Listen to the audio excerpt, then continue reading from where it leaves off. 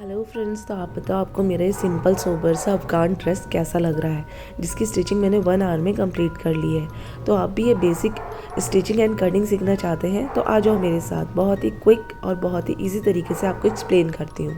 ये रहा मेरा कपड़ा, कॉटन है। अब मैं आपको सबसे पहले अफ़गान की स्टिचिंग बताती हूँ। मैंने 38 इंचेस की इसकी लेंथ अभी रखी हुई है और अब मैं इसे अंदर की साइड 4 इंच का मेज़रमेंट करके आसन की कटिंग कर रही हूँ। मैंने 2 इंच ऊपर इलास्टिक के लिए छोड़ा है और बाकी 14 इंच का मैंने 14 इंचेस का मैंने आसन ले लिया है। तो इस तरीके से ऑल टोटल 16 इंचेस पे मैंने मार्क किया है। इससे मेरा जो इलास्टिक का फोल्ड होगा और आसन दोनों मैंने प्लस कर लिए हैं साथ साथ, तो बन के मेरा आसन रेडी होगा 14 इंचेस का।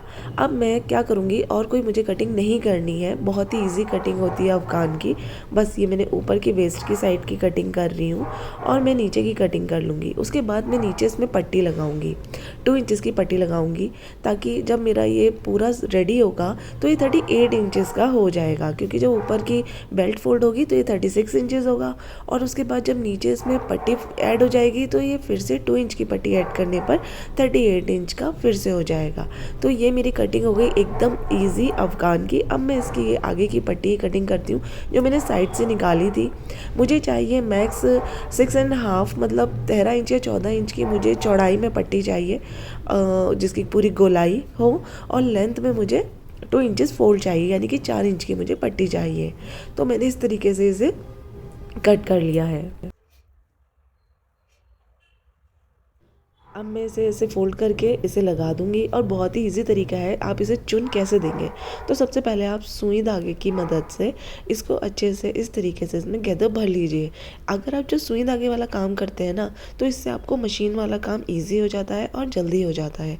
तो मैंने जल्दी जल्दी इसको भर करके जितनी मेरी नीचे की पट्टी थी उतना मैंने इसको चौड़ा कर लिया है और उसको मेज़र कर लिया है कि ये पट्टी कितनी आएगी। ये देखिए, इस तरीके से आप चेक कर लीजिए।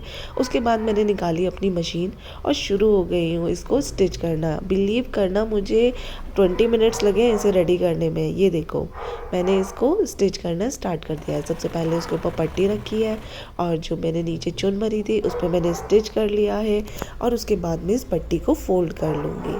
तो इस तरीके से मेरे नीचे के पाँचे बन जाएंगे। मैंने स्टार्ट ही ये पट्टी लगाने से किया है, क्योंकि अगर आप दो अलग अलग पैर के पाँचे पहले पट्टी लगाकर रख लेंगे तो आपका ना ये अफ़गान हल्का रहेगा, और अगर आप ऊपर से पूरा सिल लेंगे और नीचे भी पट्टी लगाएंगे तो वो हैवी होकर नीचे गिरता रहता है।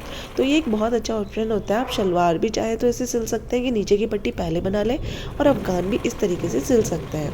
अब मैंने नीचे की पट्टी अच्छे से फोल्ड कर दी है। उसके बाद मैं इसका आसन सिलूँगी, दोनों साइड का मिला करके।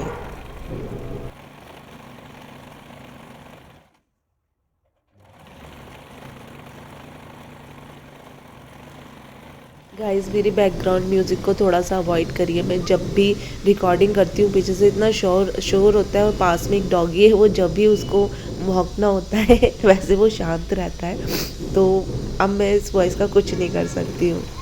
अब मैं बेल्ट के लिए इलास्टिक को गोल करके उसको स्टिच कर लूँगी अच्छी तरीके से। जो भी मेरी कमर की चौड़ाई होती है उससे 3-4 इंच कम में आप इलास्टिक ले लीजिए। और ये जो मेरी मशीन के पीछे कटर है बहुत हेल्पफुल है।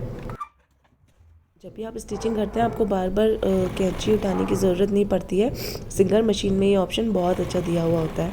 और गाइस, मेरी वॉइस थोड़ी ख़राब हो रही है, मुझे कफ एंड कोल्ड हुआ है, लेकिन मेरा मन कर रहा है कि मैं इसको रिकॉर्ड करके अपनी वीडियो को अपलोड कर ही दूँ, क्योंकि जितनी स्पीड में मैंने इसे बनाया मेरा मन कर रहा है कि जल्दी से मैं इसे शेयर भी कर दूँ। तो मुझे बहुत ज़्यादा क्रेज़ होता है इन सब चीज़ों का। ये मैंने इलास्टिक ऐड कर दिया है। अब मैं साइड की स्टिचिंग कर रही हूँ।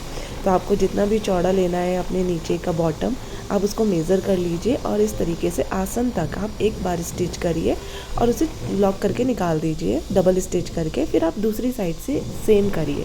इससे क्या होगा, जो आपकी आसन की जो स्टिचिंग है वो पक्की हो जाएगी, डबल स्टिचिंग आ जाएगी, तो वो ज़्यादा अच्छा ऑप्शन होता है। और नीचे अगर ऊपर नीचे भी हुआ ना, तो आप आसन की साइड से उसमें हल्का फुल्का चुन दे सकते हैं, नीचे की फिनिशिंग रहेगी। ये मेरी कुर्ती जिसे मैंने फ़ोल्ड कर लिया है डबल फोल्ड, और अब मैं इसको स्टिच कर रही हूँ। 6.5 शोल्डर, 7.5 आर्म होल, और जितना भी आपका ब्रेस्ट फिटिंग है उसको मार्क करिए। उससे 1 इंच या 1.5 इंच एक्स्ट्रा आप कपड़ा ले लीजिए। फिर आप 13 इंचेस पे जाइए, वेस्ट की मार्किंग करिए और उसके बाद उसका भी 1 इंच एक्स्ट्रा मार्किंग करके फिर आप आर्म होल से 13, 12 जितना भी आपको ऊपर के साइड अपना साइड कट चाहिए होता है उधर पे जाइए और अपने हिप का मेज़रमेंट करके उसे मार्क करिए और 1 इंच एक्स्ट्रा ले लीजिए। इस तरीके से आपकी मार्किंग हो गई और आर्म होल को आप शेप दे दीजिए। और मैं 2.5 पे गला रखती हूँ, मेरा गला बहुत छोटा रहता है हमेशा, तो 5-6 की लेंथ रहती है। इस तरीके से नीचे का बॉटम मैंने वो भी मेज़र कर लिया, क्योंकि नीचे ऊपर नीचे है तो थोड़ा मुझे कट करना है, तो आप मेज़र करके उसे कट कर लीजिए। अब मैं बैक साइड की कटिंग कर रही हूँ। मैंने पीछे का कपड़ा फोल्ड किया हुआ है और इस आगे के कटे हुए पोर्शन को रख के मैं उसे मेज़र कर रही हूँ। पीछे का कपड़ा अलग काटने का ये बेनिफिट होता है, आप साइड से उसे रख के काट सकते हैं, इससे जो आपके दूसरी साइड का कपड़ा ज़्यादा बचता है और स्लिप्स बनाना ईजी हो जाता है। ये देखिए, अब मैंने स्लिप्स के लिए ले लिया है लगभग 10.5 या 11 इंच का कपड़ा मैं चौड़ाई में लेती हूँ। लेंथ में मैंने 7 इंच लगभग ले लिया है, क्योंकि मुझे 6 इंच की स्लीव्स चाहिए तो ऊपर नीचे से थोड़ा थोड़ा फोल्ड करना होता है। 6 इंच या 7.5 साइड कट में मैंने 3 इंच या 2.5 इंच का मैं नीचे का कट करती हूँ और ये 7.5 मैंने एक्स्ट्रा ले लिया है और फटाफट मैंने कर दी है। अंदर की साइड जो ये आगे की स्टिचिंग आगे कटिंग होती है 1 इंच या आप 1.5 इंच ले सकते हैं, तो उस पर डिपेंड करता है। आप जितने हेल्दी होते हैं उतना ज़्यादा डीप कटिंग करनी पड़ती है और ये आपकी बॉडी स्ट्रक्चर के अकॉर्डिंग रहता है। ये आगे से मैंने एक वी शेप का कट दिया है, जब आप स्टिचिंग करते हैं तो इजी रहता है। और ये मैंने कर दी है आगे की कटिंग। मैं गले में मोस्टली यूज़ करती हूँ पाइपिन, तो ये देख लो मेरी पाइपिन की कटिंग। ये साइड से मैंने कपड़ा लिया और ये मैं से क्रॉस रख के इस तरीके से फोल्ड कर रही हूँ। चौड़ाई में लगभग 1 इंच या थोड़ा से ज़्यादा 1.5 इंच की पाइपिन ले लीजिए और इसे कट कर लीजिए। सारी चीज़ें पहले से कट करके रखने का बेनिफिट ये होता है कि स्टिचिंग के समय आपको बार बार नहीं उठना पड़ेगा और बैठ के बस आप सिलाई करते रहोगे। ये सबसे बड़ा प्लस पॉइंट है। तो अब शुरू करते हैं सिलाई के लिए मैंने सबसे पहले इसी पाइपिंग को स्टिच करना स्टार्ट कर दिया है। 2 अलग अलग तरीके से 3 पाइपिंग लगभग मैंने स्टिच कर ली है, ताकि मैं अपने गले में लगा लूँ। अगर एक्स्ट्रा होती है तो ठीक है, अगर कम पड़ जाती है तो आपको गले से निकालना पड़ेगा। और गले की स्टिचिंग अगर आप रोक देते हैं तो उससे आपके गला अनफिनिश हो जाता है।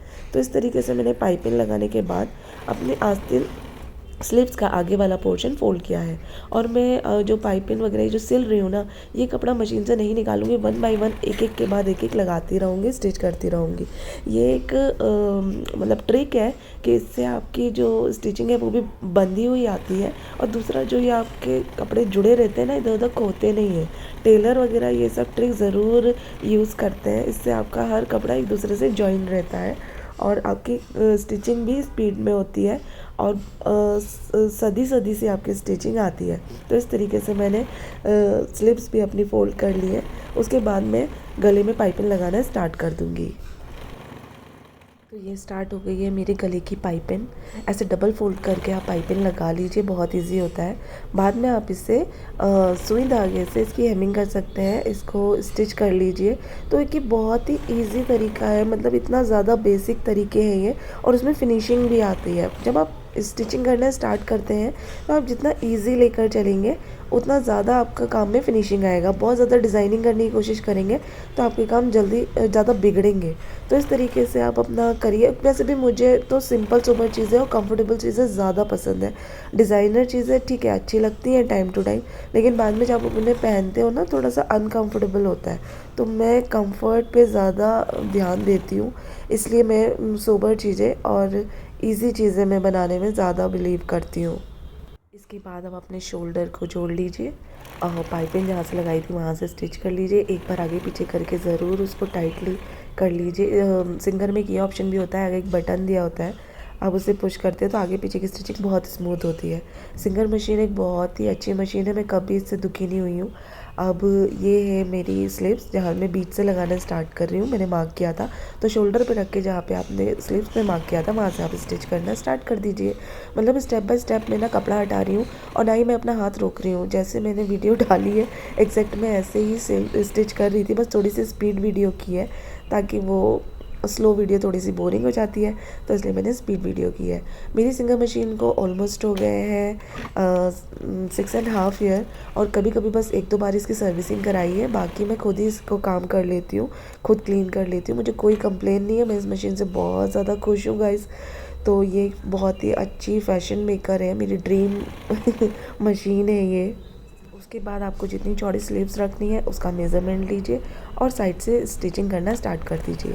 ये मैंने स्लीव्स के साथ ही ये साइड कट स्टिचिंग मैं इसलिए कर रही हूँ क्योंकि जब कभी आपको इसे खोलना पड़ेगा तो ये बहुत इजीली खुल जाएगी। आप अपनी फिटिंग लूज़ और टाइट बहुत आसानी से कर सकते हैं। राउंड वाली जो स्लीव्स लगाते हैं उसमें आपको काफ़ी कुछ खोलना पड़ता है, वैसे मोस्टली टेलर वही यूज़ करते हैं, लेकिन मुझे ज़्यादा अच्छी लगती है क्योंकि लेडीज़ का बॉडी फिगर काफ़ी चेंज होता है, तो कभी फिटिंग करने की ज़रूरत है, कभी लूज़ करने की ज़रूरत है, तो इसलिए ये वाला ऑप्शन ज़्यादा मुझे अच्छा लगता है।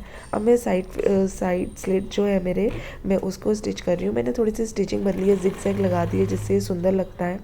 और ये वाली स्टिचिंग करने से ना आपका साइड जो जो चाक जिसे बोलते हैं वो खुलता नहीं है, वो फिक्स रहता है।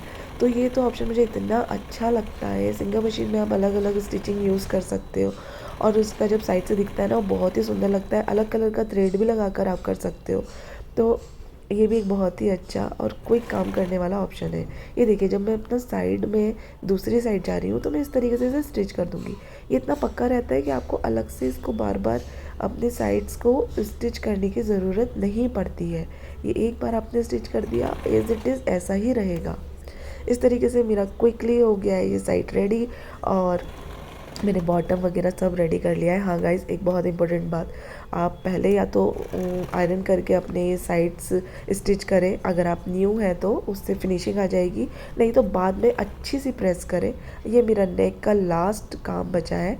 नेक में मैं इसको जिसे कहते हैं तुरपाई करना, हैंड स्टिचिंग करना, हेमिंग आप जो बोल लीजिए, वो कर रही हूँ। ये फाइनल मेरा वर्क है। इसके बाद मैंने एक बहुत अच्छी प्रेस करी है और मेरा ड्रेस हो गया है रेडी।